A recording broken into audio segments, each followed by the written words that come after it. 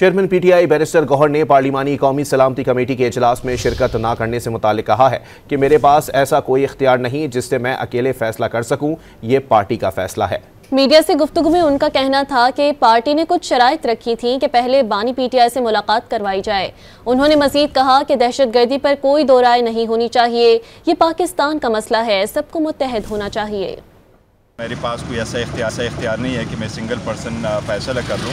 मैंने ज़रूर कहा था और मेरे ख्वाहिश ज़रूर थी, लेकिन जो फैसला हो जाए, आपकी बात ठीक है, मैंने कहा था, लेकिन पार्टी जब फैसला करे तो पार्टी का पार्टी मुकद्दम है या पाकिस्तान मुकद्दम है?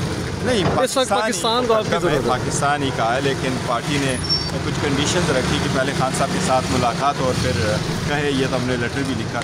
अभी खान साहब से कोशिश कर रहे हैं मुलाकात हो। मैंने स्पेसिफिकली कहा था कि दहशतगर्दी में कोई दो राय नहीं होनी चाहिए, इसमें कोई पॉलिटिक्स नहीं होनी चाहिए। दहशतगर्दी पे सबको यूनाइट होना चाहिए, वन नैरेटिव होना चाहिए और सब इकट्ठे लड़ें। ये पाकिस्तान का काज है, ये मुल्क और कौम का काज है। पाकिस्तान रहेगा तो सब लोग अपना। आपकी पार्टी का ये फैसला आप समझते हैं बर वक्त तो ठीक फैसला है? ज़ाती फैसला नहीं कर सकता, मेरा ज़ाती फैसला नहीं। आप इसको बेहतर समझते हैं? इस फैसले को फैसला करे तो फिर इस फैसले को किस तरह देखते हैं? ये बेहतर फैसला? वो फिर मैं उस पर कमेंट नहीं करता जब पार्टी फैसला करती है।